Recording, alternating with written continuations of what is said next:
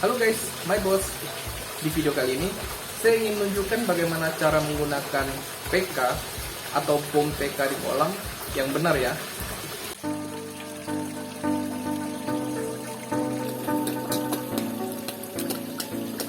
Support channel ini lewat like, komen, dan subscribe ya. Share juga bila bermanfaat, serta aktifin loncengnya biar dapat updatean terbaru. Langsung aja saya jelaskan penggunaan PK-nya seperti apa dan tujuan penggunaan PK-nya untuk apa. Oke. Yang perlu diingat pertama, bom PK pada kolam ini tidak bisa dilakukan secara sembarang ya my boss. Harus sesuai dengan aturan dan tujuannya buat apa sih gitu. Karena ada plus minus yang akan saya jelaskan di video ini. Tentunya agar ikan-ikan kesayangannya my boss sehat selalu dan aman sentosa, sehingga terhindar dari resiko kesalahan penanganan ya. Sebenarnya tujuan penggunaan PK agar membasmi bakteri, jamur maupun parasit yang tidak menguntungkan. Bisa saja terbawa dari air ataupun ikan baru yang baru dibeli, bahkan dari tubuh ikan itu sendiri my boss. Ataupun kondisi kolam yang sudah tidak sehat. Masih banyak sih pro kontra soal bom PK ini. Padahal di luar negeri sudah sering digunakan, aman dan efektif banget loh buat treatment maupun untuk ngebom. Kaget ya? Saya juga, biar lebih semangat gitu my boss. Makanya di like dulu dong dan subscribe buat yang baru mampir, biar Mimin lebih aktif lagi update video tentunya.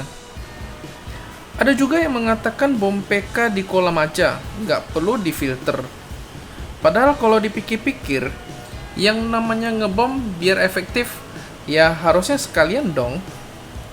Karena bila ada bakteri, jamur, parasit yang ada di kolam, tentunya juga ada yang bersarang di filter. Nah, bila dibersihkan tanggung-tanggung, jadinya nggak maksimal. Terus mengenai bakteri pengurai yang berada di filter biologis gimana?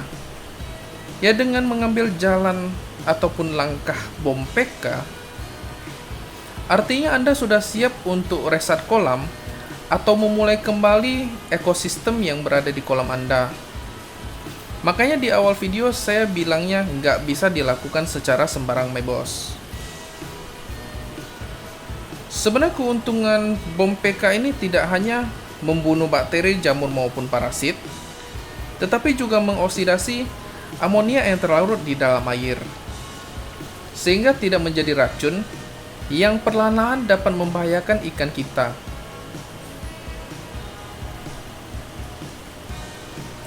PK atau permanganat kalium ini sebenarnya berfokus pada treatment sebelum karantina dan buat yang mau ngereset kolam ketika kondisi kolam benar-benar sudah parah. Nah kalau cuma buat iseng-iseng, saya sarankan nggak usah deh.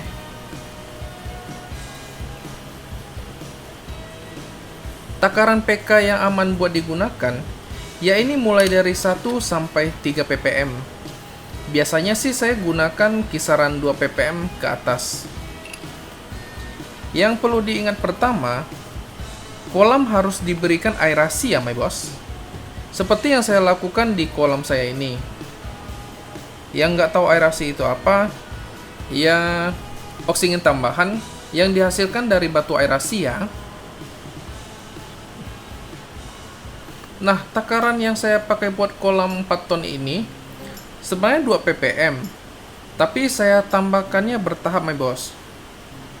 Jadi untuk 4 ton atau 4000 liter ini saya kalikan dengan 2 mg, yang berarti butuhnya 8 gram PK my boss.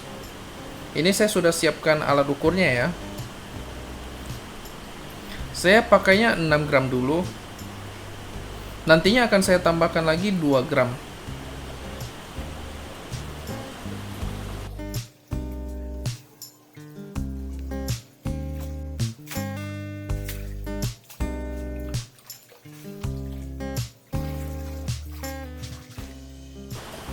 Bila dirasa airnya cepat berwarna coklat, maka bisa ditambahkan lagi sekitar 1 ppm. Ya tentunya ini benar-benar aman ya my bos ya.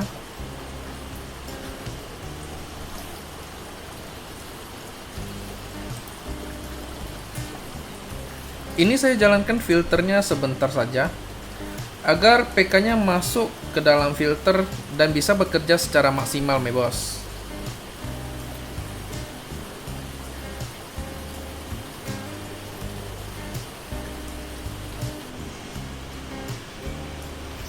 Jangan khawatir kalau hasil air selama 3-4 jam ini warnanya kecoklatan, seperti Sungai Kapuas gitu.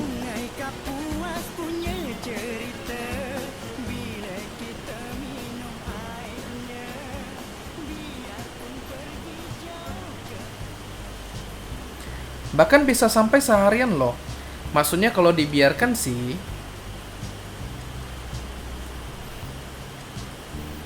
Cara netralkan air yang berwarna coklat ini bisa menggunakan hidrogen peroksida yang 3%. Biasanya bisa dijumpai di apotik. PK juga berada di sana, my bos. Penggunaan hidrogen peroksida sekitar 1 mili untuk 0,04 gram PK. Yang berarti, bila pemakaian PK-nya 4 gram, kisaran hidrogen peroksidanya berarti sekitar 100 mili ya. Selain cara tersebut, bisa dilakukan penggantian air sekitar 20-40%. Ya, filter juga harus dijalankan ya, my bos. Kalau memang mau cara yang lebih simple, tinggal jalankan filter seharian. Bila filternya kuat, cukup memakan waktu sekitar 1 hari airnya sudah jernih kembali. Seperti yang terjadi di kolam saya ini ya. Semoga sharing kali ini bermanfaat. Bila yang mau lebih jelas mengenai PK ini, bisa cek linknya yang saya lampirkan di video saya. Jangan lupa like dan subscribe-nya dong. Ya, karena saya sudah capek-capek jelasinnya demi kamu. Sampai jumpa di video berikutnya. Salam Sobi.